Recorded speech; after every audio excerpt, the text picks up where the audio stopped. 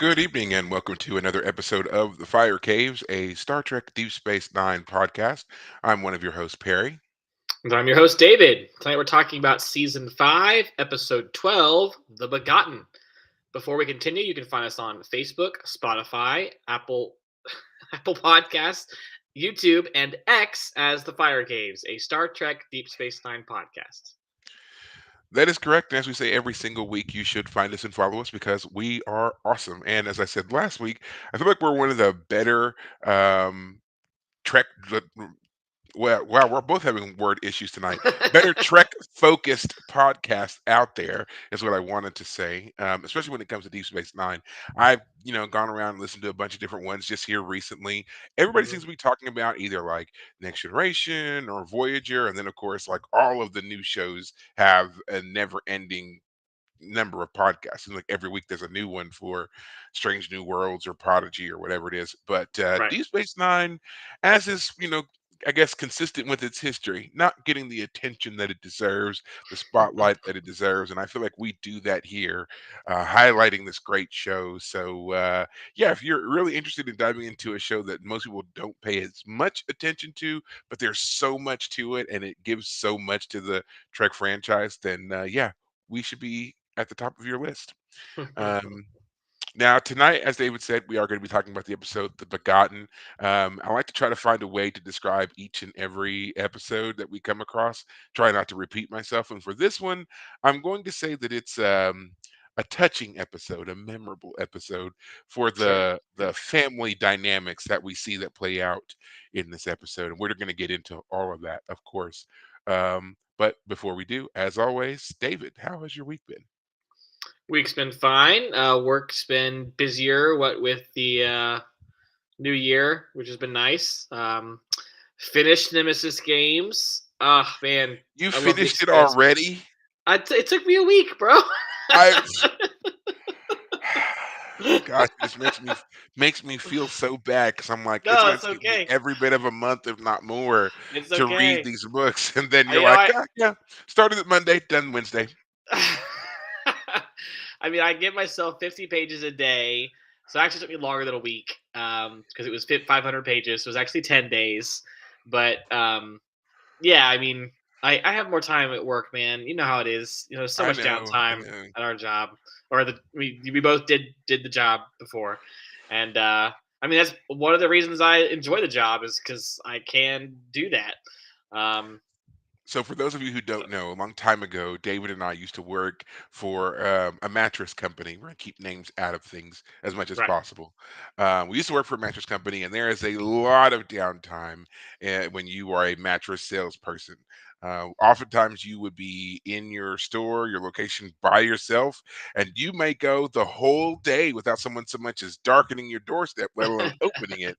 So yeah, when you're on the clock and you're there for 10, sometimes 12, or even hey, if it's a sales day, 14 hours by yourself, Mm-hmm. yeah, you could definitely burn through books and shows. Lord knows I Yep. spent many a time, many a day just eating up TV You and I shows. And there watched was, there like was, one of the seasons of The Walking Dead. yeah, Watched. I mean, you got me into Battlestar Galactica while we were we there, and watched that and Persons of Interest. And yeah. I think I watched the Green Arrow there. Just there was just a bunch of shows that like I remember Mhm. going through, and then books too. Like I read the Three Musketeers while I worked there. Ooh, nice, I nice. read I read Catch 22 while I worked there. Just yeah, there's just and then like I had um at the time when I had an e-reader, there were a series of next generation novels that had like come out in the late 90s, and I had all of them downloaded on it. And I mean, I just that was all I did. I just sat there and I just read them like crazy. I think Right. I made it through maybe 13 or 14 books in the series, and there's a Hmm. lot. Like that's the other thing about it. It's like every time I go back and look, they're just coming out with more. So there's a lot of writers who've continued that you know area, if Right. you're interested. But yeah, lots of reading, lots of TV watching in the 5 years that I worked there. And now my job has completely changed, and I Yeah. can't anymore. So Yeah. I'm not a slow reader. I promise I'm not a slow You're reader. not. You're not at all. Whenever you've gotten time, you've always been like boom. When I've noticed like there are times when you don't have like you're busy moving, you didn't have time to read, and then suddenly you had more time, and you're like, oh yeah, I finished it. I was like, oh wow, I thought Yes. it was taking more time, and then you were done, which makes sense. But I mean, of course, the experience books are so well written that But I'm sure that's it. I mean, that's it. It's like they're well written. It's based in a world that I'm eager to learn more about. So yeah, it exactly. was really just like I consumed the book, and it Yes, was great. I And know. yeah, and also I had ordered the sixth one and got that right in time for Christmas. So I was eager Nice. already. So yeah, a lot of things were propelling me Right, to get that book done. right. But yeah, This reminds me, because you said you got a book delivered. When's your birthday again? Isn't it February? yes, it's in Okay, February. okay. hmm Because Late February. you don't have the Memories Legion book, if I remember correctly. Is that the one that comes at the end of the series and it's like the It's the collection of tales? yeah, it's the collection of short Yes. stories, but those short stories take place throughout the series. Yeah. And I there's do a not very have that important one. you do have it. You have the I do not. Memories. Oh, I you don't have have books. it. I now own books 1 through 6. I Yeah, right. don't have 7, 8, 9, or that book that you're talking about. Okay, and you've been doing paperback on all of them. I have Yes. hard copy. But the reason I bring it up is simply because when we talk about the episode or the show and the book, there's a short story that applies to this season. It's about Amos's upbringing, where his origin in Okay. Baltimore. So I read Okay. it. So we'll have to get to that, and maybe you should keep an eye out. Well, I don't know where your new Okay. address is. I was gonna say. I Well, will update you. yeah, yeah. Uh, Basically, I I'm will gonna send update you you. as a birthday present. I'll just ruin it Yeah. now. Spoilers. Yeah, Spoilers. yeah. So Yes. anyway, when you update me on your address and happy birthday, I'll just tell you now. Okay. That's great. I'll look forward to it and be very surprised when it gets Yeah, here. yeah. You go. Well, my week has gone pretty well. Like we're finishing up everything for the move. Now we're just kind of in that, walk through, clean, spot check, all that stuff to be just completely done. Hmm. Kid starts new school this coming week, Right. so she's both excited and not because, she's going to go back to school on the plus side, but on the opposite end of that, of course, it's bedtime schedules and all that stuff. And I've been calling her less. I've been saying, "You're not my daughter. You're my cat because you sleep all day. You wake up just long enough to eat, and then you go back to sleep." Right. So, but I mean, there's really not much for her to do. It's cold right now, and I'm moving stuff, so it's just like Right. whatever. I Hmm. also will be resuming my workouts this Okay. coming week. Took some time off from that due to some injury, and then of course. Um, moving and everything else. So I haven't really been doing the consistent workouts for a little bit more than a month. Now I'm Hmm. going to get back on the path there and really try to um, like more this month is more about just kind of working through things, making sure that I'm 100%, Hmm. and then next month and beyond it's really going to be kind of kicking it into high gear. So um i'll I keep saying I'm going to post like workouts and stuff. I'm not a person who's big on like recording myself and like taking pictures of myself doing these things. Thankfully, the gym that I'm at, they have a strict policy against that. So like you can take pictures, but they want you to do pictures like outside of the gym, so you can get yourself like pre-workout or post-workout, but not during a workout. And it's not just for your own, privacy and safety, but mainly for the other people who are in the Right. gym who don't want to be in the background of your shot or you Yeah. know There've been a causing lot any. of videos lately Yeah, of people been making mistakes in that in that area. yeah. I'll just say And that.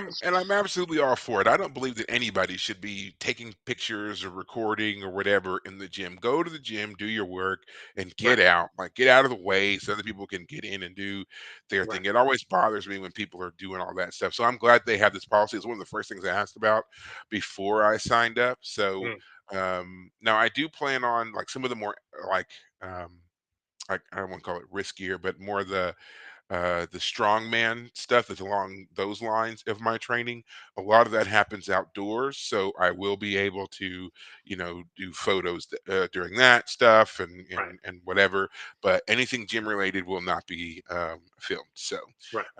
but yeah, still gonna be a great time. I'm actually really excited to get back into it because I actually feel like, with the rest and everything I've taken, I do feel, stronger. I've noticed, I was moving stuff around and everything else, and I was just like, I had it. I could do it. Yes, I got tired, but I mean, anybody would get tired, but it wasn't a struggle. It wasn't a big strain on me. Uh-huh. And as a person who's always lifted for years, I noticed, a while back that I seem to have lost a lot of strength, and now I'm noticing that a lot of it I've gained back. So I like that a lot. Good. Um, Okay. yeah. So there's progress has been made, Great. definitely Perfect. on that. Gotcha. That's great. Um, Anything else before we get started? Oh, really quick, we still have our contest going on. This episode Ooh. will be the last episode with the contest. So this will be your Ooh. last chance to enter to have yourself into the drawing for the Federation medallion. Okay. You can Mhm. find it at Star Trek Spirits or Star Trek Wines. I noticed that both of those websites are interchangeable. Star Trek Spirits or StarTrekWines.com, whichever one you want to use. It goes directly to the same site.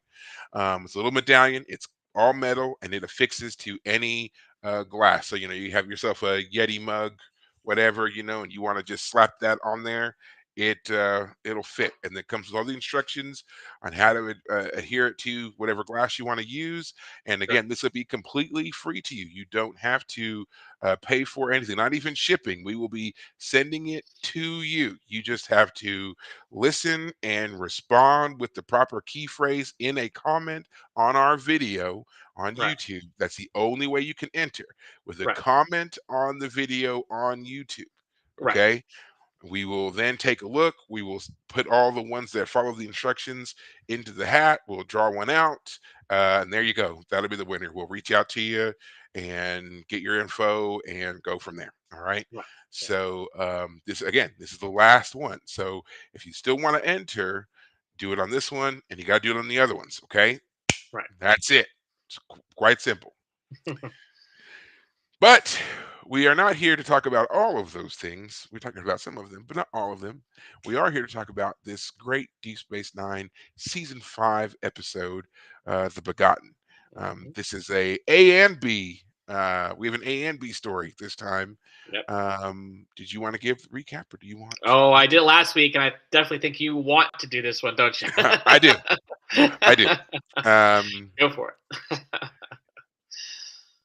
so we talk about favorite characters every so often, and obviously I've made a big deal about Cisco being a favorite character, but also Odo as well. And this one features him prominently, and it gives a lot to Kira as well, who we started, I feel like, to make an argument about how she's also kind of I mean, she is obviously the main character, but she's got the same kind of development arc as Cisco, which is Right. unusual to see. Like, yes, we have a protagonist who has a main development like Cisco does. But to know there's another character right beside him who's also getting the same kind of treatment Mhm. is kind of rare and amazing. And Kira is definitely that. And this episode really highlights that. So that's one of the reasons why I also like this episode, because it kind of adds validity to that mindset. Right. All right. So this episode starts off with Odo coming into sick bay, or the infirmary, as it's called on the station, and he's having back problems.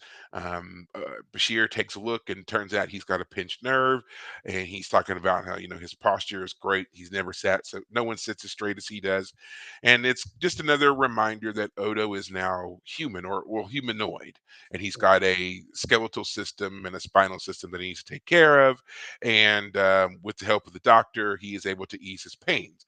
As he's sitting there, Quark walks in, tells him he's got something for him. Of course, they kind of do their back and forth about whether he wants it or not, and then Quark presents him with this very elaborate bottle that contains uh, a sick changeling, and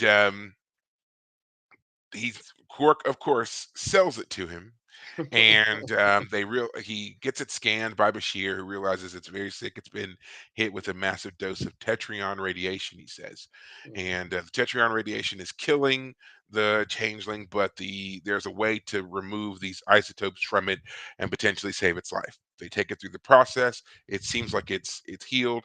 He does mention that there do seem to be some minor fluctuations, but he's hoping it'll stabilize over time. And now Odo sets to the task of raising the changeling. Right. Cisco is very much intrigued by the prospect of there being a baby life form on the station. He contacts Starfleet. They've all agreed. Odo gets to head up the project. He's Cisco does suggest that they contact Dr. Mora, the guy who studied, experimented, raised Odo, and Odo's very hesitant to do so, wants to do this his way because he didn't like the things that Dr. Mora did to him when he Right. was in Mora's lab. So Cisco's like, do it how you want, but I'm just saying you may want some help. So Odo starts off, he's talking to the thing, he's taking it around places, he brings it out into the promenade, into the replimat, and it meets Worf, and there's a funny little exchange there for a second. And then, he's going on, he's showing the thing, shapes and stuff like that. And it's, whether or not there's any kind of reaction there, we don't know. We don't really see anything. Dr. Mora does show up. Turns out he was in the sector. He was on Bajor visiting his parents, which how the hell old are Mora's parents? He's I mean, I don't know how old he is, but He whatever. looks late 50s, so I'd Yeah. imagine it's possible he still has his parents, but yeah, they're definitely pushing it, it would seem. Yeah. I mean, it's possible, but yeah, we don't know Yeah. how long Bajorans live, so whatever. So yeah, he says he's visiting his parents and heard about the baby changeling, came up to the station, wanted to check it out. He's watching Odo, he's the observer, he's not actually doing the experiments, and he's pretty much, resigned himself to the fact that he thinks Odo is being too soft and wants him to, actually challenge the thing. They Right. argue about it a little bit, and then finally, Odo kind of gives way to having to somewhat acknowledge that Dr. Mora may have some insight here. So he starts using, some of the tentative advice he gives him. The thing starts to react a little bit, but it's still kind of slow going. Him and Mora kind of fight about it again, and then Cisco does the infamous leadership thing that he does, which is appear from the shadows and is menacingly, calm in the background, Yes. Yeah. and lets Odo know that he's on a time, he's on a ticking clock right now. He's got to Right. produce results because the Federation is watching and they're eager. Right. And this kind of makes him a little bit more sympathetic to Dr. Mora. They start doing a little bit more of the experimentation under Mora's guidelines. And the thing finally has a reaction. It forms a little, column of itself, and then it even forms Odo's face before falling back down into what I can only assume is, I don't know, it looked like some kind of pound cake, but whatever. Um, uh, they are very excited by this breakthrough. They decide to celebrate. So much so that Odo even ends up going into Quark's bar, drinking some more because he's so happy. But in the midst of his celebration with Quark, he gets a notice from the computer that the thing is destabilizing. He rushes into the lab to find a waiting Dr. Mora who has discovered the same thing. They call him Bashir. Turns out that the tetrion radiation poisoned the thing really beyond any sense of rehab could handle, and ultimately it's going to die. Odo's holding it in his hands, pleading with it to not die, when suddenly it absorbs into his skin, into his hands. And he's kind of freaked out about it, as I'm sure anybody would be if a pile of goo just absorbed into your hands. And suddenly he realizes that his abilities are back, his changeling abilities are back. And he turns himself into a hawk of some kind and flies to the promenade and appears on the upper deck. And he's realizing he has had his full changeling abilities and physiology restored, which Right. is a sticking point. We're going to put a little pin in that because we're going to come back because this is one of the Easter eggs that I was talking about several episodes ago that I didn't want to say Mhm. because I didn't want to spoil this moment for you, David. Right. Um, But then there's that. Now, to our B story. Our B story is Kira is finally happily about to deliver this baby that's been through everything. It's been shot at, it's been knocked to the floor, it's all these things that's happened to Kira, transplanted from its original mom into Kira, all these traumas, but now it's finally time to deliver the baby. We find out that for Bajoran physiology with women, it's very important that they remain calm and relaxed in order to give the baby. They have a whole ceremony around it designed to keep the mother very calm and relaxed so that she can build up these endorphins, which cause Gong. a toxicity within the body, which then cause the delivery. So there's a rattle they shake, there's a gong they got to hit, and there's a prayer that they say, and incense that burns, and a whole thing. Because you know what? Bajorans love ceremony. That's what I'm learning. They do. Bajorans have a ritual, a ceremony, a thing for everything, They kind of you do. know? And again, we'll get to that too. Yeah. But O'Brien tells us that something must be wrong with this because they've been doing it now for several hours. Kira had told him it was going to take 1 hour, and it turns out the thing that's throwing her off is the fact that her boyfriend, our first minister, Idan Shakar, is not there.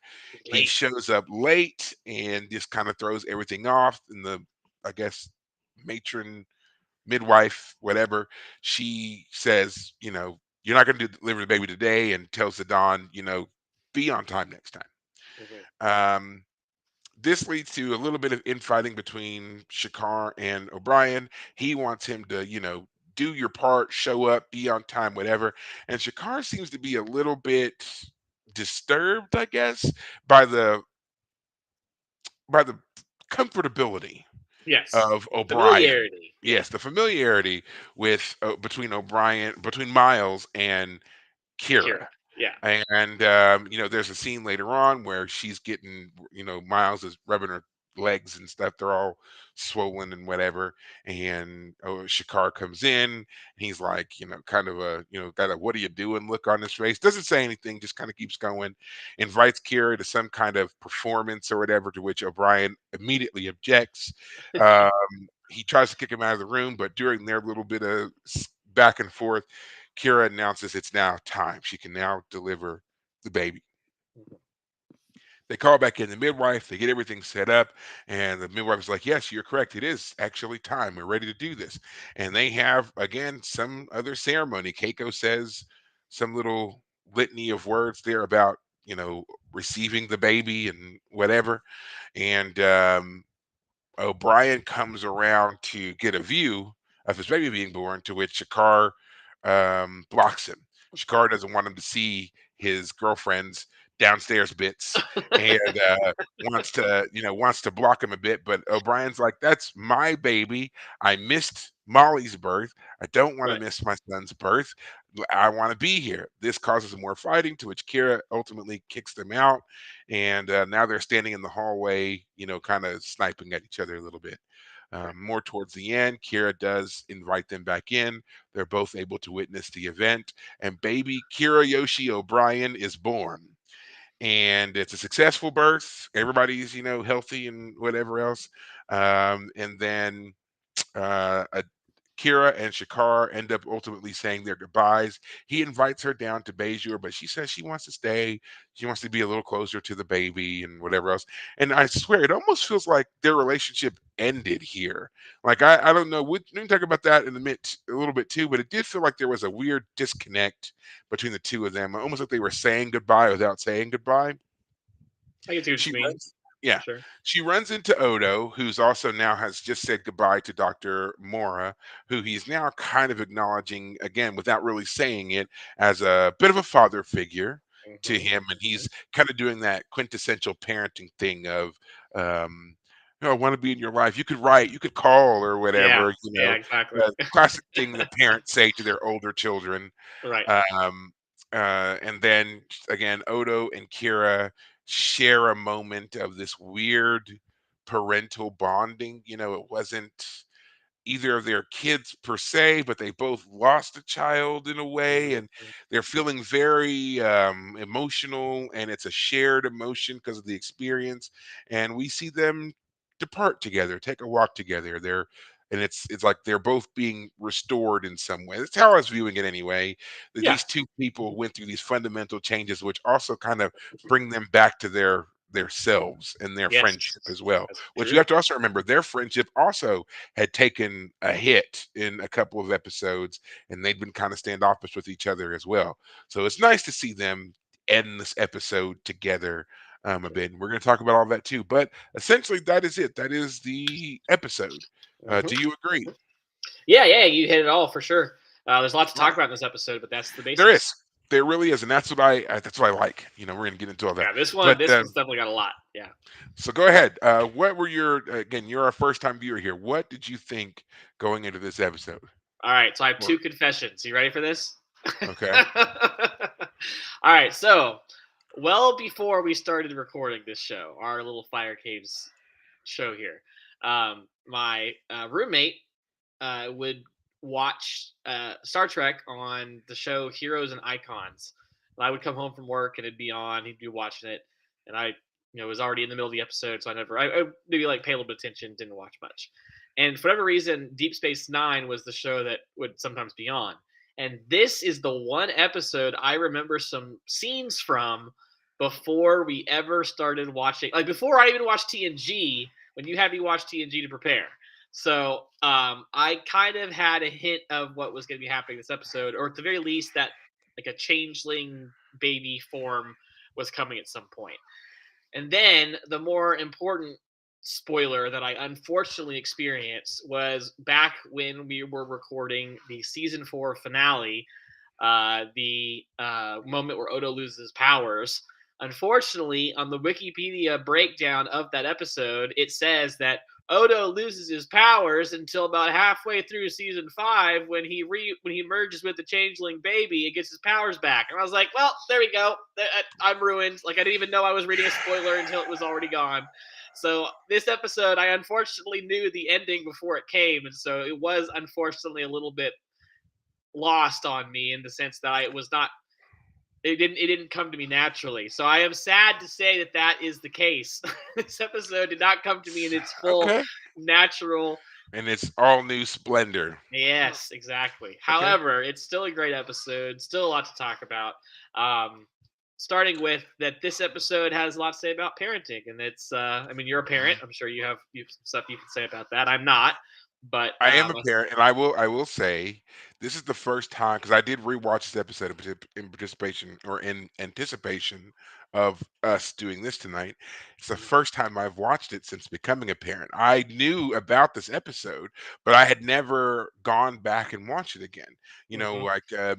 Like I've seen the show so many times. It's easy for me to just go to the ones that I like, and Right, anytime a name comes up, I'm like, oh yeah, that's the episode that's about whatever. But to hear the words and to see the story actually, acted, performed, and put out there, it's different. And yeah, watching it in this new context, yeah, definitely a lot to say when we get there to some of for that. sure.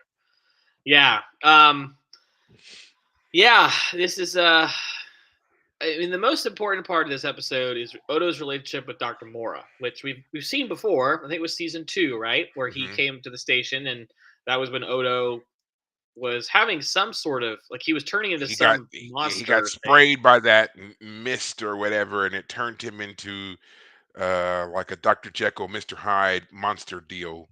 You Yeah, know, and they had found a changeling type thingamabob on a it was planet. like a distant cousin of the changelings. It was a very simple life form, and they thought that it was causing all the monstrous attacks, but it Right. wasn't. It It was was Odo Odo. trying to defend the thing, if I remember correctly. Yes, yes. Because as we might remember, Odo, and especially in this episode, Odo is very he is upset by the prodding and the kind of force, like I don't know how much it was torturous, but like it was unpleasant for Dr. Mora to prod Odo into doing things. Dr. Mora didn't understand who Odo was, that he was a changeling, that it was even a living being, that it even had some sort of sentience. And so Odo, as a young changeling, was being prodded by this scientist in order to do things. And Odo, the young changeling, did not appreciate that and has held a grudge against Dr. Mora ever since.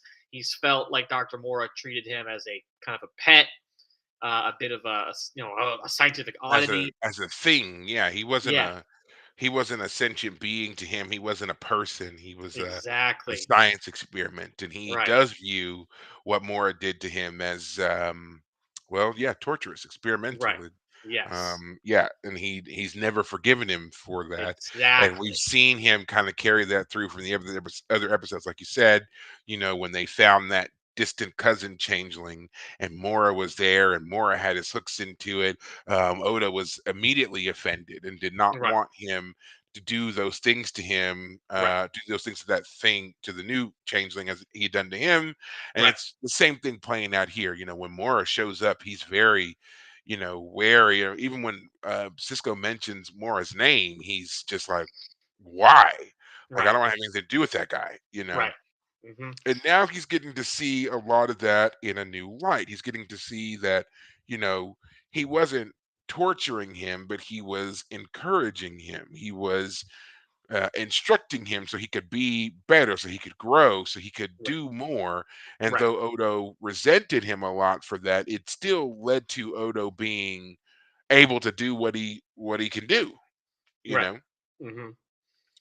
So Yeah. it's a lot like parenting. You hear people tell these horror stories about their parents and what their parents used to make them do. And oh, my mom used to dress me up funny, or my dad would make me go out for this sport even though I didn't want to. And things like that. And the kids make it sound so awful. And then you look back on it, and it's like, yeah, but I mean, was it really that bad? Right, Playing basketball, playing tennis, right, wearing the matching shirt as your little brother. Was that really, that bad? That's kind of how these things feel, but obviously we have a bit of an alien bent right, to him. Like he's talking about how Mora used to electroshock him, but right. then he's doing the same experiment to the new changeling, the baby changeling in this episode, and he's like, "It's 6 millivolts, man. It's not going to hurt him. It's just enough to, get him to Stimulate some move. action. Right? Yeah. Kind of the equivalent of a stick poke. It might be annoying, but it's not going to hurt you. It's not going to Well, I kill wouldn't even you. think stick poke as much as like a nudge, like Right? a Like you're standing push. behind him. Yeah, go Yeah, on, move, yeah, move. exactly. No way it hurts, but yes, it forces movement. But again, nothing at any point indicates that he's in real pain. He wants They want the changeling to be in the center circle where there's no stimulation. This is you can go there if you don't want stimulation, and it's fascinating because when you think of like humanoid children, human children, kids like moving and action and they're active. They don't need prodding to move per se. In some ways it's more like you got to use some sort of sometimes you got to punish kids in a corporal sense to keep them from doing certain things, depending Yeah, on who people agree with that or not. But point being, as Dr. Moore says in the episode, spare the rod, spoil the child. This is kind of an inverse situation because apparently changelings, when they are babies, they just love being flat little globs of yeah. goo. It's pretty relaxing. Well, it's like they But don't know, like as Odo says, they don't know that they can actually change forms and shapeshift. right, He even says, he had no idea what he was, what he could do. And then, once Mora prodded him enough to get him to take the shape of the cube, he was just as happy to be a cube as he had been to be a blob. He found it right, fascinating, all the right angles and so forth. yes, So it's just like they don't know until they're shown, just like children. They're not like our own children, my own child. I can tell you many, many, many stories of, being like, you have to try it. You have to. right, And as much as there's the fear there of the change, of right, going from the comfortability of what you know and putting yourself into a new shape, a new position, and fighting against it. And then it happens. You're like, okay, that wasn't so yeah, bad at all. And yeah. that's I would what we're seeing imagine here. the best comparison is like eating your veggies. Like it's not pleasant, but it's good for you, kind of thing. Lord, that is the continuing fight in my house right now. I'm not kidding. The I'm number of I was times basically the it's same way. I've seriously, I'm just like, just eat it. Right, Just put it in your mouth and eat it. Mix right, it up and eat it. All the right, things that I've said to, yes, so I 100% agree with you. The eating vegetables fight is as right. old as humanity, I'm sure. Exactly, exactly. Um, and so I find it a kind of a fun analogy of like this. This is alien. This is not how human babies grow up. Obviously, So this is a different experience. But you really, Dr. Mora is a jerk in this episode, but he's also right in this episode. When he Yeah. and Odo get into a fight, he's kind of a jerk about it. I'm trying to remember all the lines he said, but he's basically like, you wouldn't be what you are today if it wasn't for me. And Odo says, well, That's what he says. you wouldn't have been a famous scientist if it wasn't for me. You'd be a nobody. You wouldn't be able to run a science fair. Uh, Great back and forth. And I do say I will back Odo that Mora's a little bit of a jerk about it up up front. He does have a point, and then the end of the Yeah. episode is very sweet, but they do have some rocky territory that they cover Yeah. on the way to that. Yeah, Mora played expertly by James Sloan, who is again a uh, great character actor. He's been in Trek multiple times. We've talked about him already when he first appeared as Mora. He's been in Next Generation a couple of times. He is here in Deep Space Nine. He's on Voyager. I'm not sure if that actor is still alive, but if he is, I wouldn't be surprised if he pops back up somewhere on some other Trek. He's got a great voice. He's a Yeah, great actor. he's Um, 83. okay, James well, Sloyan. so he may pop back up. He might not. I don't know, but I'm just saying, it'd be nice to see him again in some capacity because he always gives a great performance. Yeah, he was a Romulan sub commander who was going to betray the Romulan Empire in one episode of Yep. Next Generation. He played an alternate timeline future Alexander in another Next Generation episode. Worf Come back son. to Yep. save Worf. He is Dr. Morapul here in Deep Space Nine. He is Jatrell in Star Trek Voyager episode by the same name, I believe. And I think that's it. I don't think he's popped up anything else. He wasn't in Enterprise, and of course, he hasn't been in Discovery or Strange New Worlds Yeah. as of yet. So that could all change. The fifth and final season of Discovery is getting ready to drop. They may have him there as a alien or something. And then, of course, we've got Strange New Worlds is in production. So who knows? They might dust the mothballs off that guy and bring him back. Um, he's a great actor, but like he's also a dead giveaway. His voice is so distinctive that no matter what makeup he wears, he's just yeah, it's him. You know it's him. I So just want to say while we're talking about that you're right. When actors are in their makeup and you can tell who they are, but underneath the makeup. But there are some times when that makeup, especially the Klingon makeup, like they can transform an actor. They can really yeah. do a really Oh great yeah. job making that guy look so different. There was a clip, I think I sent it to you of the guy who plays Gold Dukat, whose name I can't remember at the moment. Who is that? Mark Alemo. Okay, and then there was an episode where I don't know why exactly Data was playing cards with guys dressed up in Oh, like that's when he went the back in time. yeah, I think that's the one. But there's the guy who plays Gold Dukat as one of the card sharks, and it was He's the great New seeing Orleans him. guy, right? He's got the Oh mustache and the yeah, wavy hair, and he he's looks got the cigar amazing. and the Oh, yes, yeah. He looked like a he probably riverboat is the captain. exact yeah, he's probably the exact same kind of character. Like if you had put Gold Dukat and dressed him up like that, he'd be the same If type you had of person. But Yeah, if you had because given he's the still character a little bit more range, you could definitely feel the sliminess of the guy. yeah, Absolutely. exactly. Yeah, it was great. But one of those moments where like you see somebody like I know who that is. It's great. Um, but yeah, it was fun seeing Dr. Mora back because of course one of the best things about stories. This is a serialized story, or sorry, an episodic story. So a lot of episodes are kind of self-contained, and so it's Mhm. a lot of fun to see episodes that tie into previous episodes. Characters that we've seen before come back, and even over seasons. I mean, it's been 3 seasons since Doctor Moore has been come back as a character. But as soon as we have a changeling centric episode, boom, we got the actor back. Um, James Sloyan, and it's great to see that storyline continue because it really does feel like it's a continuation of that season two Yes. episode. And it Where helps with yeah, Odo's development. It really helps with Odo's exactly, development. I mean, that's yes, one of the great things about episodic shows, serialized shows, I should say, not episodic, but serialized shows like this, because it does allow you to have that kind of growth of a character because you can make direct references to things that we also acknowledge as their past, not hmm things that they just tell us happened in the past. We have to suffer through half flashback, half present day reconciliation episode, we got to see that past already. We are a part of that as well. And Right. that's another reason why I like it when they do shows like this. And why some of the other shows kind of suffer because they lose out on that um, to a certain degree.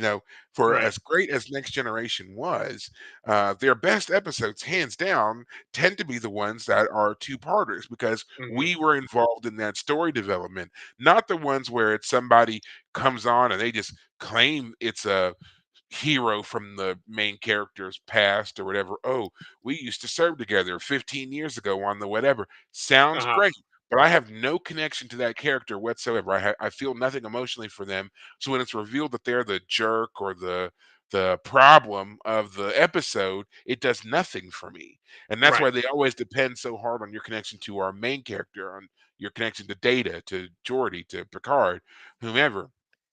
Whereas with Right. an episode like this, with Dr. Mora, we know a bit about him already. Yes, it is tied to Odo's past. But we also have seen him as a scientist. We understand his methodology a little bit. So when he shows up here and he's so eager to get back to work, and that's even what he says. He's like, he's even brought his equipment with him already. He was Hmm. already anticipating taking over this thing.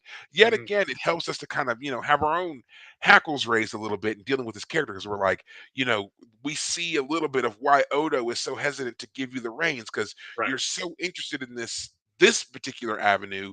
You're Right. once again not seeing the person, you're Right. seeing the experiment, and we see Right. them both grow here. Both Odo and Yeah. Mora grow in this episode.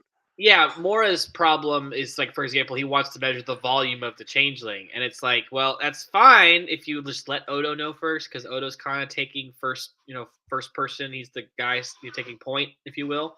Now, of course, Mora has a perfectly legitimate thing to say. Like, I know what it's like. I know what progress looks like. He's only grown 17%, and whereas you had grown double by this point. Um, so again, Dr. Mora was a bit of a jerk sometimes, but Odo is growing, and they both grow, and I love that. I love when characters have emotional growth and they And they're connect. growing and they're growing together, right? Yes. They're hearing each other's side of the same story, the same Right. experience. Odo was Yes. talking about it from this viewpoint of a traumatized past, whereas Mora is like, it wasn't that, but there were other things going on that you were unaware of. Like, for Right. example, I was under enormous pressure by the Cardassians to produce Produce results with results. you, Hmm. and let's not forget this was all going on while the occupation of Bajor was at its peak. So the fact that Right. Mora was able to be a scientist at all during Yeah, this time has for got to sure. be an extraordinary thing. So here's Right. this person who is suddenly put in charge of this project, and he's got his alien oppressors breathing down his neck, and he Right. doesn't know if he doesn't produce results, are they just going to take the project away from him? Are they Right. going to beat him? Are they going to Right. kill him? I mean, there's any number of things that could have happened to him while Right. Odo is whinging about some 6 millivolt shock that he got one time. This guy's probably fearing for his life and trying to produce results here. Right. So yeah, Yeah. Um, and then I mean it ties together so nicely at the end because not only do we have the two of them hug, which is a great moment, but then Kira coming back and being like, "Yeah, I've kind of lost something. I'm not gonna be able to hold this child I bore the same. I won't.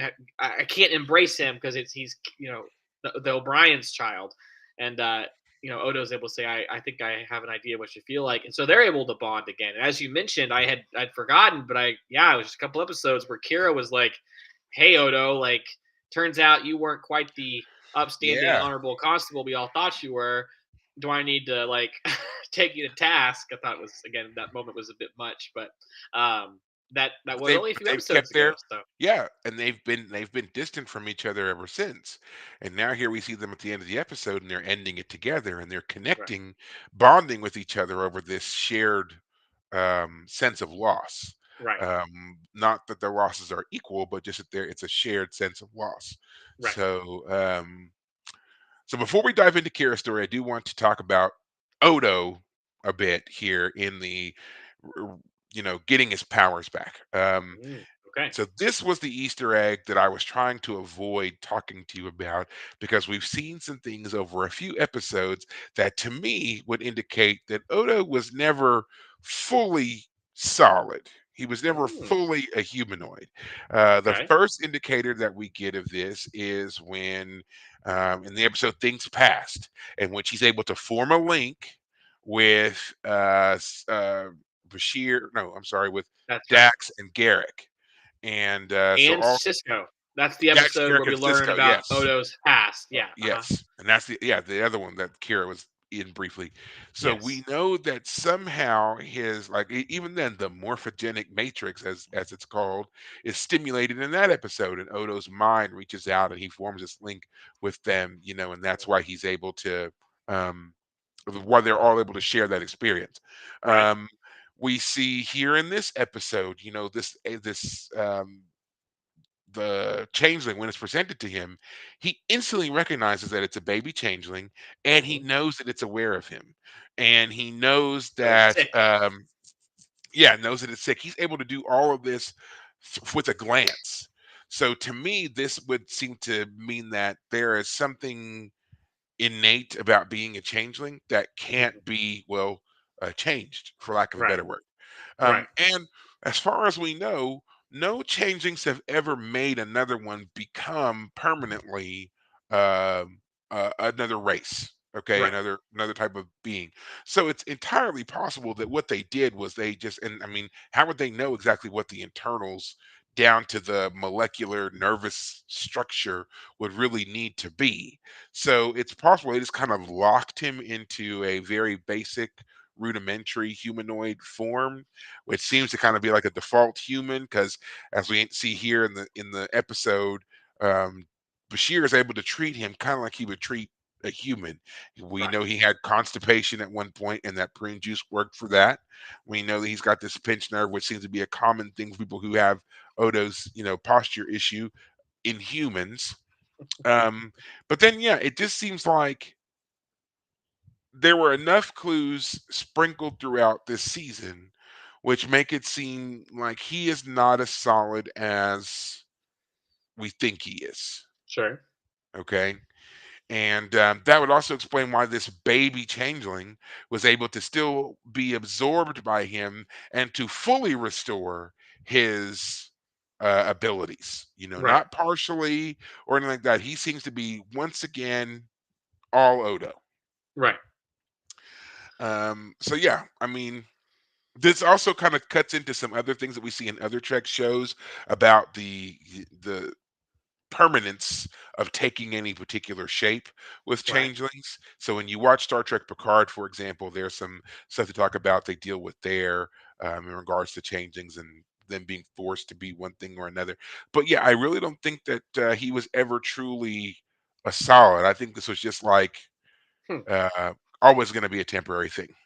Well, I guess I'm curious what you think about that because in my mind, he's a solid, but like I mean, he's still a changeling. Like he's both and on some level because like he's not a changeling. He's just lost the ability to shapeshift. It's like Yeah. I guess the question comes down to: do you think when changelings are imitating something that it's only on the outside that the thing looks like the thing, but on the inside it's like when he turns Well, into a bird, does he have feathers down to like the bone structure, like they got the hollow bones kind of thing, or is it just on the surface level that they look like the thing? That maybe so be that's so that's one of those parts of the myth the mystery and mythos, I guess, of the changelings that we right. don't ever really get a full explanation for. They say, when they become a rock, if you scan it, it's a rock. You read Yes, right down to the molecular structure, you read a rock.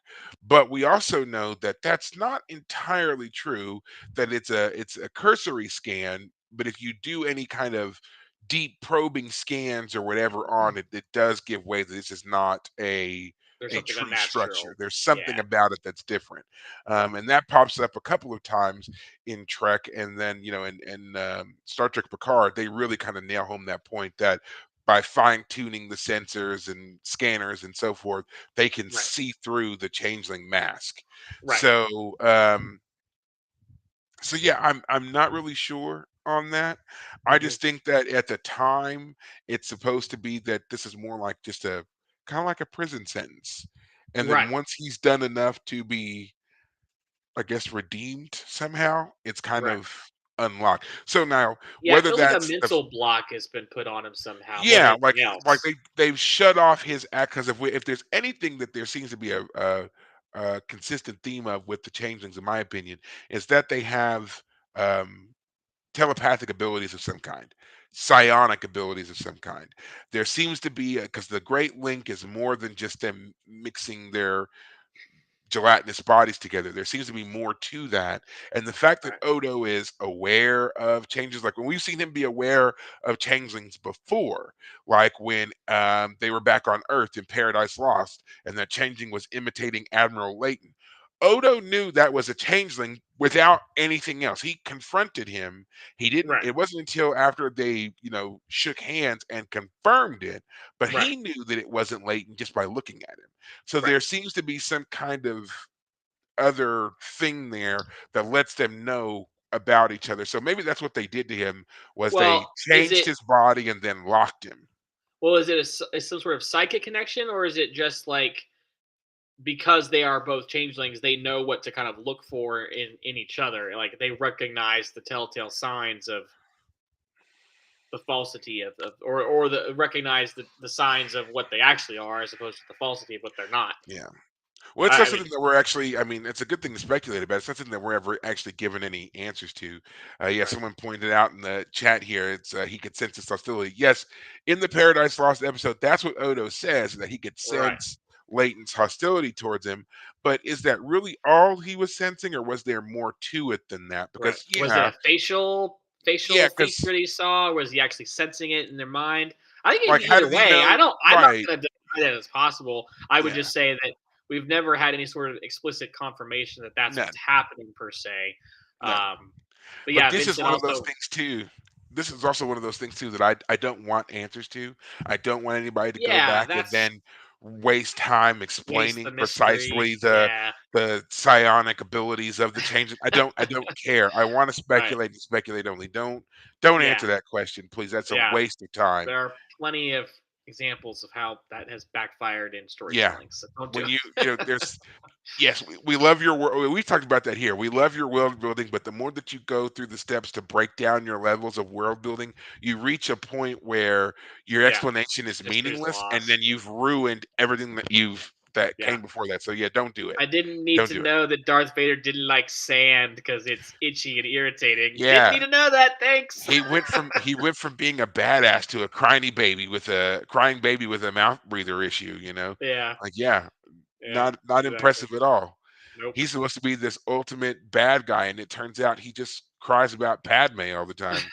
Shut up. No. uh Man, which again is why the Expanse is so great because they don't have that problem. Even when you No, get some backfilled storylines, it's not to do that. It's to make the characters more complex and interesting. So, anyway, but we'll have to talk about that just yet. no. Um, We got to talk about Kira and I was gonna Adon and say, Miles. yes, So the birth is finally here. She's been pregnant for like 6 years, it seems like, I and she's know. finally given birth to this baby, Yeah, Kira Yoshi O'Brien. Great Kira name. Yoshi O'Brien, a boy's name. I feel like Kira is not going to be the name they use when they talk about this child in the future. I think Yoshi will probably be Yeah, the more accurate. I think he'll be Baby Yoshi. Yeah, yeah. But yeah, Which just a full name, Kira Yoshi I O'Brien. just I just So find that interesting because I mean Yoshi was a character in this Mario, I imagine by this point. So I like and I'm not saying that well, Yoshi isn't a Japanese name. I don't get me wrong. I'm just curious they chose that one when Yoshi is when I in my own head I associate it with the character from Mario. So I'm thinking, Well, I is think there it another has name I less to would? do I think it has less to do with the Yoshi part and more the Kira part. They were trying to find a name that could work with both, and I Oh sure, believe yeah, that yeah, yeah.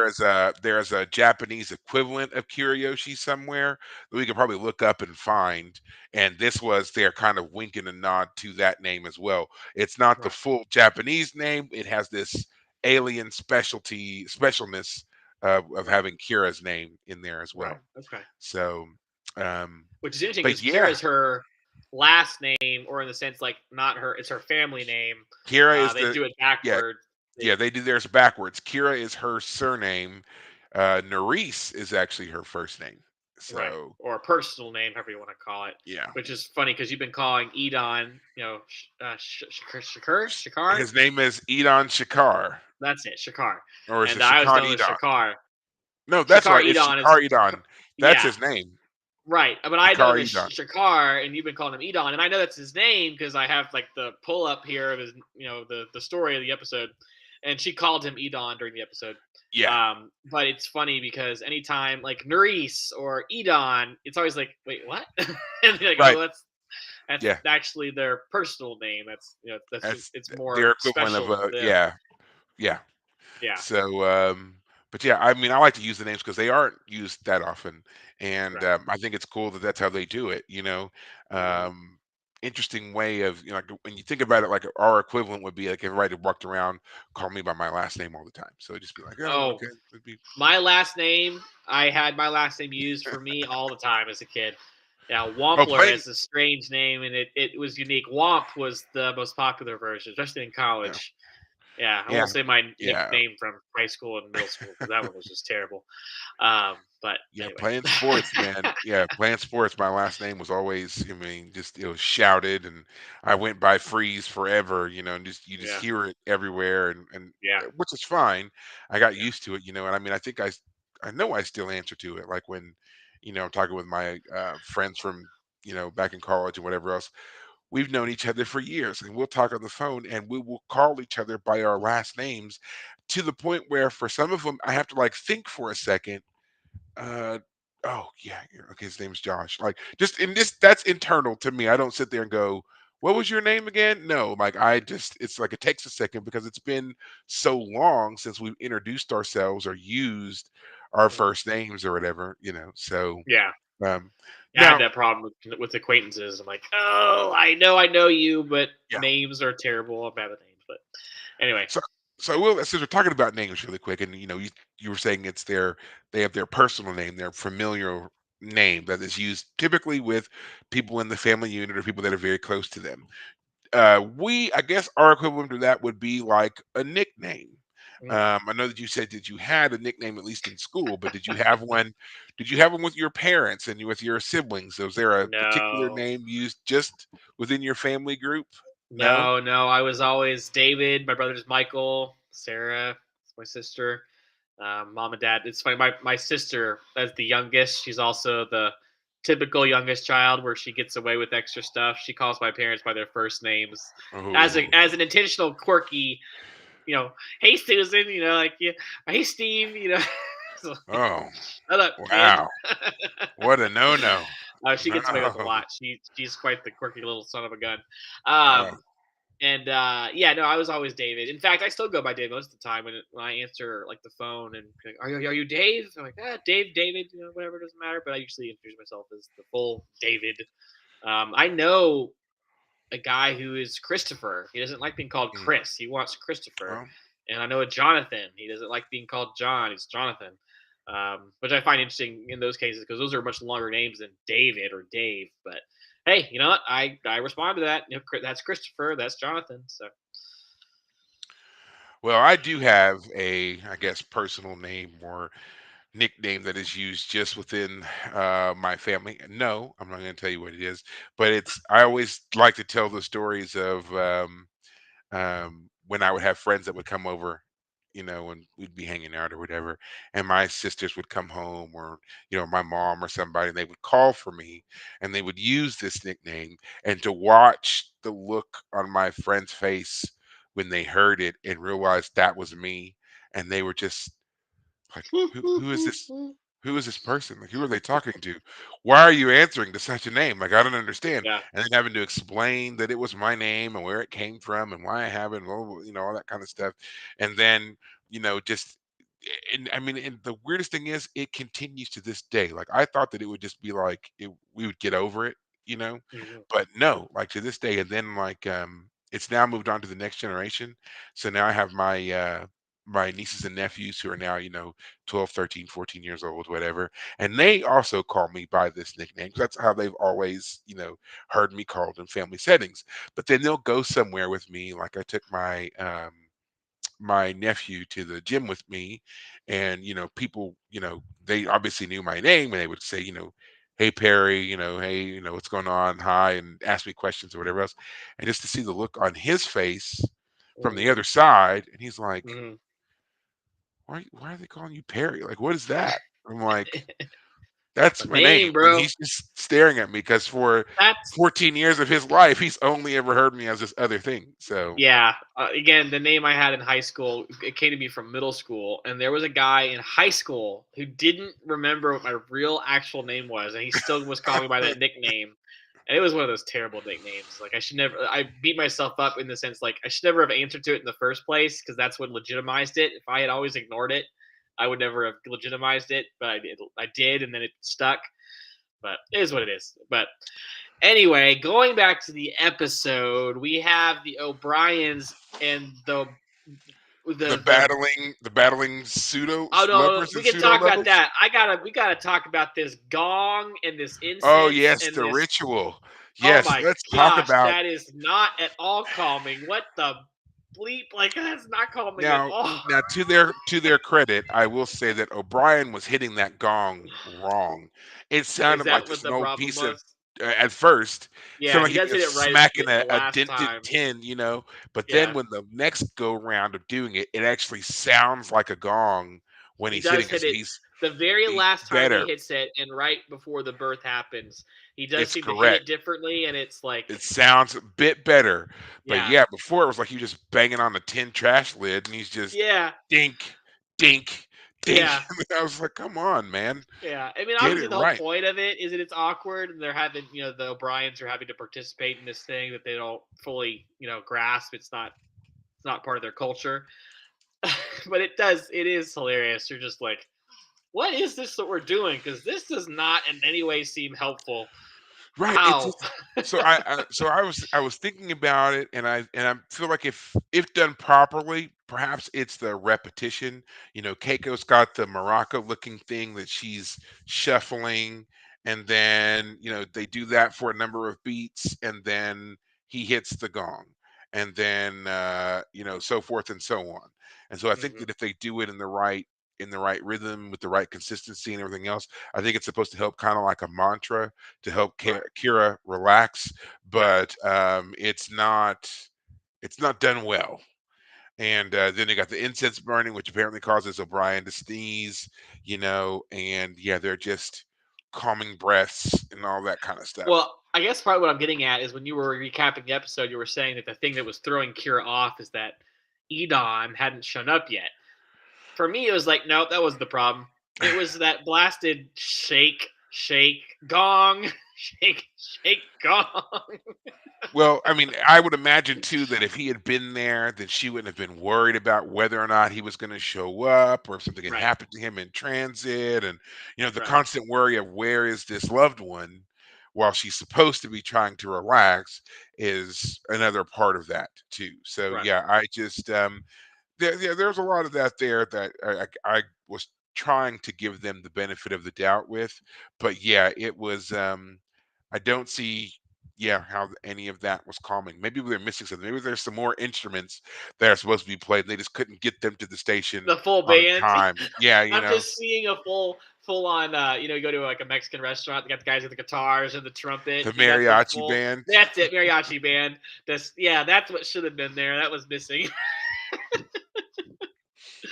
Oh man, and then Yeah, yeah, the whole O'Brien, Edon. Like, I don't want you seeing my lady's position. private parts. Yeah, Like, she's yeah, I my get that, she's my but girlfriend, but she's having my baby, bro.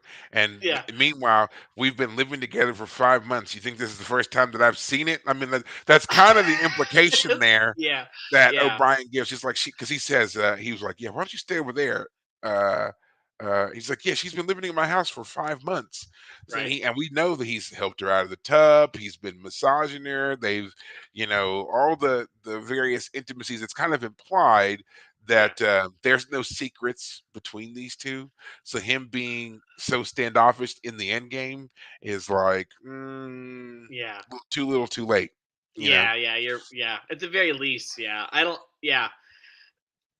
I just the it makes sense for him to be protective of her because, like, yeah, that's true. I'm protecting her modesty, but like this is the moment like they've all been waiting for, and it it was a funny little scene. Um, I'm glad that Edon or Shakar was back, but man, I wish he could come back more often because I do like his character, as I mentioned recently when they were doing all of the previous members of her cell were being killed, Mhm. and his character was noticeably absent from that, or when the Federation treaty almost was signed and he wasn't there for that. Yeah. But I'm glad he was here. I do hope he comes back. I mean, I don't know if I should ask to be spoiled, but I mean, you were saying it seemed like it was kind of a breakup at the end. Is that the end, or is that just it felt kind of awkward? That's just all it was. Um. Now I will stand to be corrected if I'm wrong on this one, but I don't think that we see him again. Hmm. I think that they make references to him, and yeah, but I don't think that we ever see him again. I think that there are a few times where Kira references either going to see him or coming back from having just seen him, things Right. along those lines. But I don't think that we actually ever see Shakar again. Um, Mm, Now I could okay. be wrong, but I'm almost positive we don't see him again. And some other developments happen later on for Kira, and we'll see how that all kind of plays out. But yeah, and I mean, I think that's another reason why maybe this does feel like a bit of a breakup to me because it just doesn't seem like they're very close anymore. Now I could be Right. wrong, and something else could be triggering the breakup, but I feel like this is it. This was the moment that Kira decided that she wanted her life uh, to be different. Now Right. she's made a choice, and I don't think that Shakar is part of that. So yeah, Okay. I think this is the last time we see him. Okay. So I went ahead and just looked it up while you were talking, just to spoil it for myself. This in the listing for the actor Duncan Rager, who plays Shakar, it says that he appears three episodes on Deep Space Nine, and this is obviously the third time we've seen him. So yes, it sounds like you are Okay. right. Whatever else happens with his character, it is not going to include Duncan as the actor portraying anything on screen. So Okay. that's a bummer. I'm not entirely surprised. They weren't making a lot of use of him up to this point. He's busy being the first minister, and she's on the station, and it just Well, did and yeah, feel like and kind that of a just moment. And and it kind of seems like this was always going to be their end. Like the long distance relationship thing just doesn't seem to bear out for them. Um, he's yeah, it he's makes a very sense. important figure on Bajor, and it's not just that it's 3 hours away; it's that he's a very important figure on Bajor, who's also 3 hours away. There's a Yes, lot. 100%. He has Imagine to working govern a the whole 3 hour planet. relationship. Yeah, Yeah, yeah, that would be hard on and any relationship, let alone. right. Yeah, and then he is their leader. He is their person, and then she is up on the space station, and she's the point person there as well. So she's got way too many responsibilities or whatever else to just step away and so forth and so on. So yeah, I just it makes sense that this will kind of be it for them, Right, um, or that their relationship anyway would end rather quickly or eventually. So right. yeah. Yeah. Yeah, it's unfortunate. I mean, I guess the real unfortunate thing for Kira is if she doesn't. I mean, I don't know what her relationship with Shakar will end up being if this is the last time we see him, but to go through a pregnancy and then, as we find at the end of this episode, she's kind of now in this weird spot where the O'Briens are celebrating the birth of their child, but she didn't really want to be there. She wanted to hold the child close to her and mother it. I mean, it had been close to her in the most intimate sense for 5 months. Hmm. So it is an interesting point. Um, I guess I feel a little sorry for Kira. It's like, oh, I hope she can become a mother at some point when she has her own child and she can make that her own. But I guess we'll find out if anything changes. We'll find out in the future. It's still season 5. We're Hmm. just about halfway through season 5 at this point. One more episode, and we're at the halfway point. So we'll find out. But I'm glad that she's finally done with the pregnancy because I feel like now, there's been a significant amount of growth and development for the character of Kira, and now we get to Hmm. see her do some other things, Right, and get back to being the Bajoran leader on the station, which is what she is.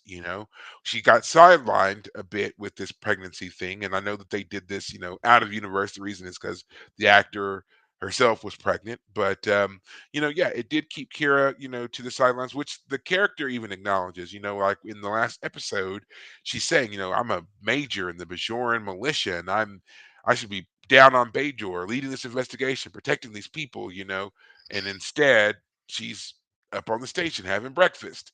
So yeah, yeah, it'll be nice to see Kara back in action for hmm, real yeah, in the coming episodes, and also Odo. I also feel like yeah, this whole him being a humanoid was a departure for him. He didn't seem to be as with it on things while he was dealing with this very traumatic event of being ostracized by his people, exiled from his people, losing right, his abilities, trying to come to terms with what it means to be human. We've seen that struggle for him in several episodes. And now he's restored back to himself with a greater sense, both of right, what it is like to be a humanoid, but also with a greater and deeper appreciation of his abilities, his culture, his people, and so forth. right, And so now we get to see these two characters, these two very important characters, move forward with their developments here. right. All Yeah, in all, I think and they're doing a great job with character development. yeah. Well, Kira got this pregnancy put into her by Bashir, which, man, if you don't know the context of that statement, you don't know what I just said. But anyway, Phrasing, yeah, exactly. phrasing. The that happened in the episode right before Odo was changed to not be a changeling for this, last couple episodes. So they literally had for about almost the exact same amount of time their two changes in their, physiology, who they are for the same about 12, 13 episodes. And so yeah, they both had this same period where they were different, and now they're both returned to what they were. And yeah, we'll have to see what changes have been permanent in those episodes moving forward. Now, before we end everything, there is one scene we have to talk about, and that is Odo getting drunk because he Yes, does. we forgot. We did. He Yep. starts he starts with a glass of champagne, and then he ends up raiding the liquor cabinet. So He apparently, this straight man up breaks cannot. into corks. He broke into corks. So yeah, humanoid Odo has no regard for the law when he gets Nope. drunk, and he can't hold his liquor. This Nope. man has a He's a glass of happy champagne. clam. Yes. Oh man, I'm And glad now we he's talked in about there. this. Yeah, he's in there mixing drinks and pouring stuff down. Yeah, it's an amazing scene. And then of Yeah, course we have Quark, who's leery at first, but then kind of saddles up and is into it. But of course, we don't get to see them really get drunk together, which I think is a shame. I would have loved to see this scene continue yeah, a little bit more with them right, actually truly drinking together. right. Um, Well, it was only in a then few it ended. episodes they had the climb episode, and they were Yeah. getting, I hate you too. A very sweet moment. And now here's the two of them celebrating. Odo asked Quark, "Have you ever thought about having kids?" And Quark is like, "Not at all, no." Um, but Odo's just like, "Ah, man, it's totally worth it." And he's basically a new dad, obviously, but he's only known this changeling child for. I mean, how long do you think this episode takes place over? Like 3 days at most? I mean, I think we're supposed to believe that it's a week. Okay, all right. I think that we're supposed Um, to go with about a week, but Sounds about right. To be fair. yeah. But yeah, he's only. That's the sad part for Odo, and it makes sense on a technical level for the show. Like we can't.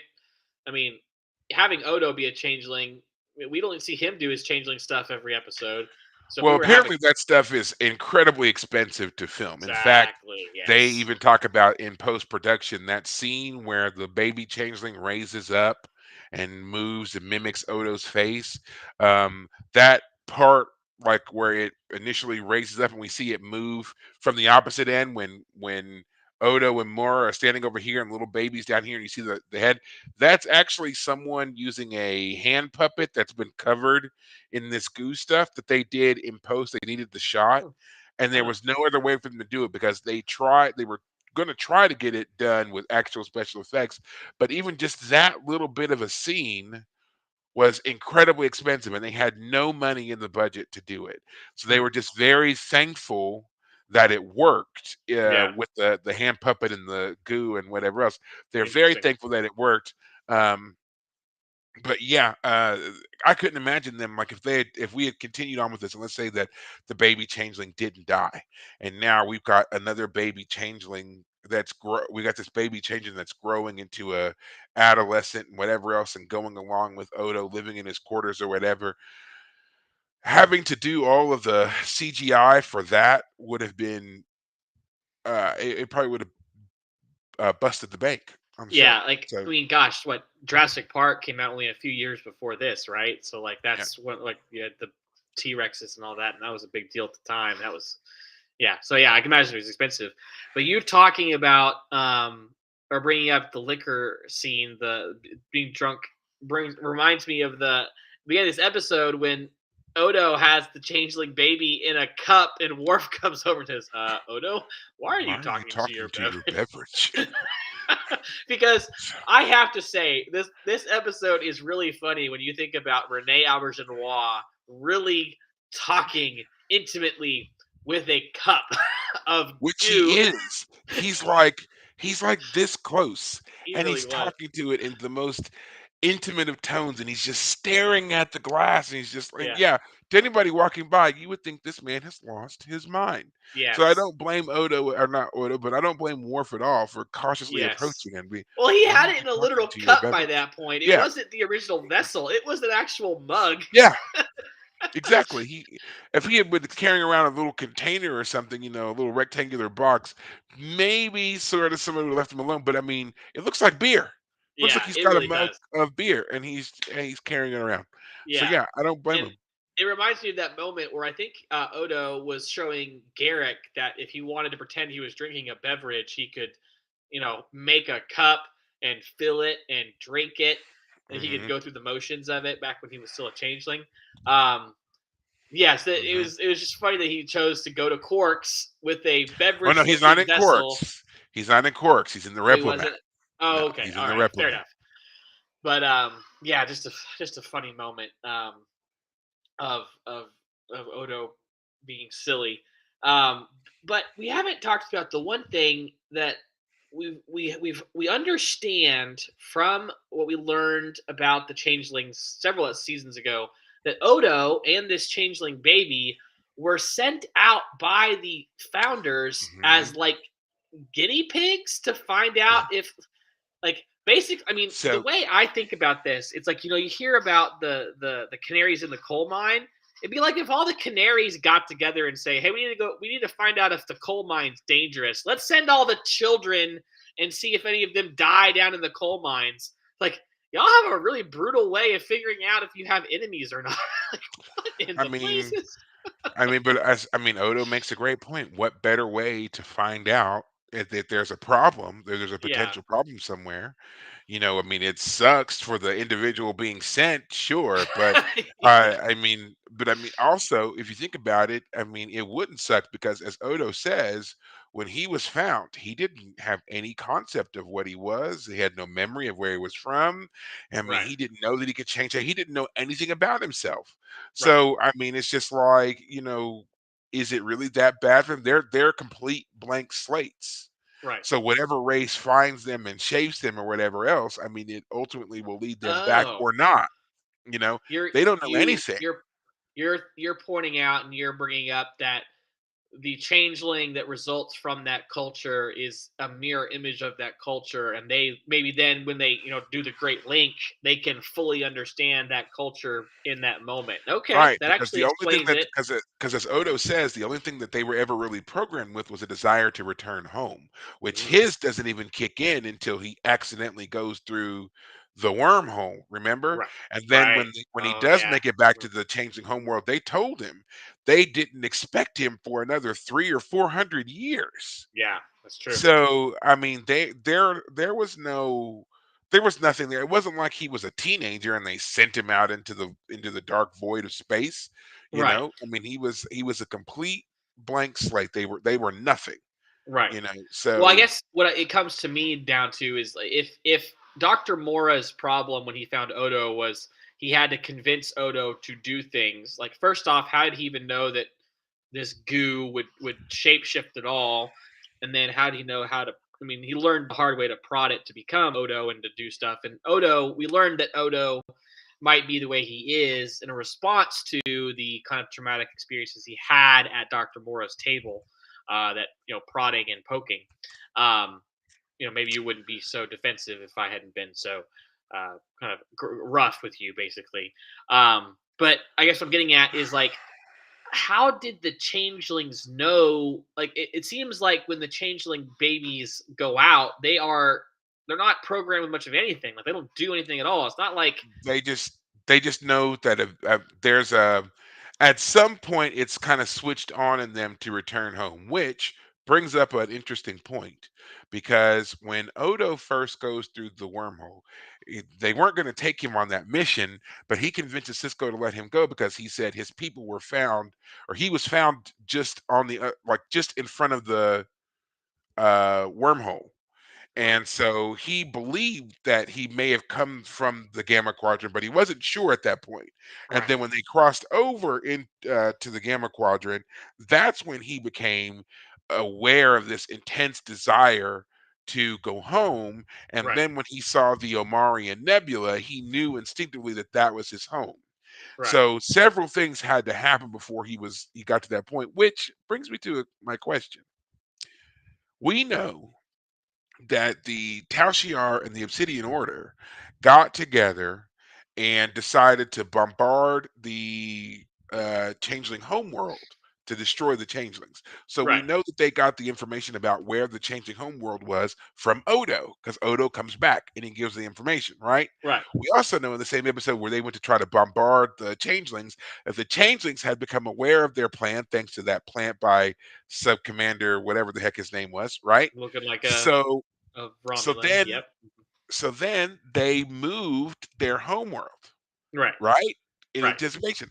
So, with that being said, and they've moved their homeworld, what happens to the changelings that were sent out that ultimately when their I need homing to go device gets back. turned on, I need to right, go home world. No one's there. no one's there. So and I mean if and Maybe they're especially if drawn to the Great Link. Like that's the psionic ability you're talking about. They know which planet to go uh, to. I mean maybe, but I mean Odo made it seem like it was like a instinctive Yeah, memory of the Omarian Nebula, the which was location. triggering him as to the location. So Maybe if they they went back after the bombing because they don't need it to be some sort of plant-filled, life-filled location. They can oh, so maybe they can maybe they return. went back. I mean, that's never really the vibe Or I maybe they just got have that like they went back. maybe the one changeling woman we always meet, maybe she's just sitting there on a rock waiting for the others to show I up. mean, perhaps we don't know how long changelings live, and I mean, if they were already not expecting him to return for 300 years, I mean, Right. Odo could very well live to be, Yeah. several thousands of years Yeah. old. Please forward mail to this location. Please forward changelings, fellow changeling babies, take Yeah. a Yeah. left. Yeah. Don't go to the Exactly. Denorius belt. Take a Uh, left. goodness. Um, there's something else I was thinking of. I forget it now. But anyway, um, I forget. Whatever. Yeah. Well, is there? Wow, we went a little bit longer than I thought we were going to on this baby episode. Yeah.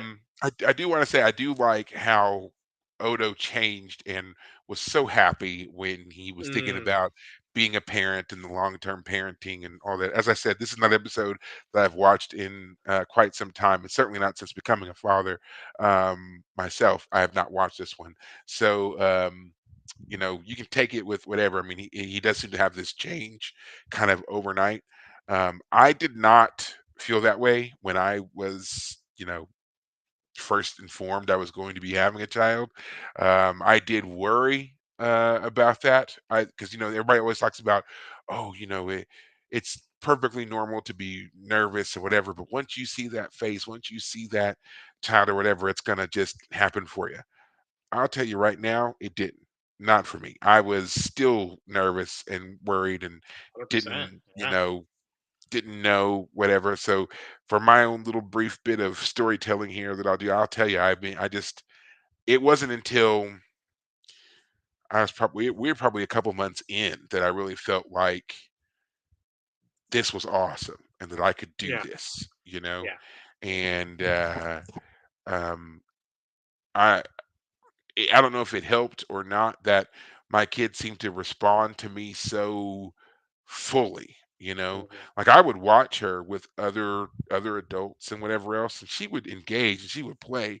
But man, I swear it's like uh, she didn't light up for anybody the way she lit up for me. Yeah. Hmm. And she didn't respond with anyone else the way that she would for me. And Right. um, that was what was for me the bonding, the enhancement of connection was Yeah. recognizing that this baby was responding to me Hmm. specifically.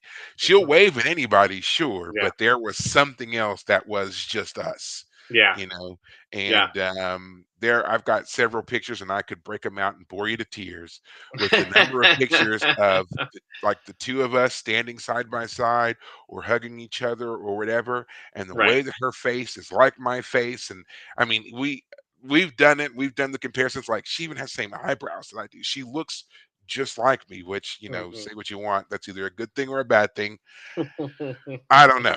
But yeah, I know for me, it took a while to get there and to be like, you know, this is not just that she's my child, but like I will do anything for her. And that this Right. was an amazing experience. And even to this day, like I still feel that way.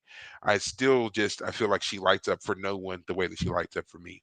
I Right. love finding out little things about her, like how much she claims that she hates to sing, but if you walk past her room, you can hear her in there singing her heart out. I love discovering those things about her, Yeah. and I also like surprising her with them because she likes to come in and challenge me about what I know about her and whatever. And when I can just rattle off things, favorite color, favorite dessert, favorite show, favorite song, favorite pillow to sleep on, and she just stares like, how could how could you possibly know? And then, but then she surprises me by the things that she knows about me, and that I'll Mhm. hear her telling other people. Yeah. And she's just so fully confident with it. So I don't like I love when I see other people as into it because I'm so into it. Right. And so watching this again and seeing how excited he was, and he was even willing to share with this person who he's had this antagonistic relationship with, and he's cast all that aside because in this moment he is Right. nothing more than just a proud parent getting ready to gush like crazy about Right. his newborn. Right. And I Yeah. really enjoyed that scene a lot. Yeah. Yeah. Yeah. I'm not have my kids of my own, but I have two nieces, and yeah, being the fun uncle, hey, Uncle David, and all that kind of fun stuff is great. Um, yeah. So I have a glimpse of that on my own. Uh, this talking about Quark again reminds me of the first scene when Quark walks up, but he's like, "I give you for 5 bars of gold press latinum. I'll give you this." And he's because it's dead, looks dead. And he's like, "No, it's alive. 10, 10. It's sick." But it's All very right, sick. 8. 8. And Quark doesn't. I mean, I'm sorry. Odo doesn't care about money, and so Quark just says, "Thank you for your business." And I But just, yeah, it's Quark is Quark, and Odo is Odo, and so it's you have to. I mean, it's been obvious since the beginning that they have a love hate relationship. It's the cat loves the mouse in the sense that like Tom and Jerry wouldn't be Tom and Jerry without Tom or Jerry kind of feeling. And there are definitely episodes where Tom and Jerry are like friends for a bit, and it all is forgiven, and then they go back to it eventually. Um, and so yeah, it's fun to see them have a moment together, especially with Odo. I mean, because Rene Auberjonois is plastered in all that makeup, and we've only seen him smile on a few occasions, but this is the biggest and longest smiling he's ever I mean, done. heck, And even yeah, his eyes seem to light up. Like it almost seems like they lit yes, his entire face differently. I yeah, swear he looks brighter. His eyes are all sparkly. They're blue. He's got that big old grin. They've got the soft lighting on his face. Even yeah, I think they just did this whole scene to make Odo look like he's glowing hmm, for the effect here, and it works. It works very well. Odo is, yeah, I agree. He was purely happy in these moments. He could care less about whatever Quark was thinking about. And even Quark is like, "You being happy is wrong somehow. Like something must be wrong in the world that's if true. He you're does say happy." that. You Yeah, know, it's just yeah, like even to the point where he's like, "Okay, I don't know what it is, but I did it. Like I confess. Just that's right. stop." Yeah, just Stop stop. whatever Yeah, this is. Yeah. yeah, it's a funny moment. Yeah. Oh goodness. Well, anything else that you want to say about this episode before we go? No, again, I'm sorry I was ruined by spoilers before I knew what was happening. So, oh well, it is what it Well, is. I guess it's time to reveal that infamous key phrase for the contest. I've actually already said it twice. Ooh. Do you think that you know what it is? Do I think I know what it is? Wh- I would say Would you something like to like hazard a guess? changeling, but No. no, go ahead. What is it? It's tetryon isotopes. Or no, tetryon radiation.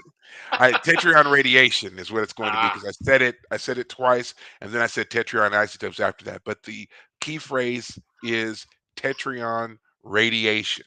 So there you again, go. to answer the contest, you have to write this in a comment on this video. You have to And go the back to the other videos and put in their comments or their right, phrases that were left on those videos in those right, comments respectively. I will look at all three. I will find the person who has followed instructions for all three, and I will put those names into the drawing, and we'll do the drawing, and we'll announce that later on, and then we'll get your information and ship it to you. Okay, so just keep that in mind. Do what you got to do. Again, make sure it's a comment on the video so that we can make sure it's counted. Um, Other than that, I think that's it. We don't have any updates on anything in regards to new Trek other than the kind of the same stuff that Discovery. The final season is getting ready to drop here in April, so be on the lookout for that. Strange New Worlds is in production, so they don't really have a release date for that. Prodigy is on Netflix, and that should be coming out fairly soon as well.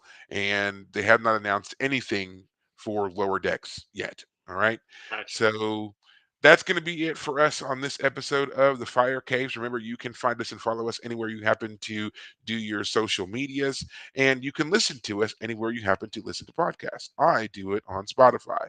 So, guys, until next week when we return with an interesting episode with Captain Cisco chasing down Michael Eddington, Mm. take care of yourselves. Thanks, guys.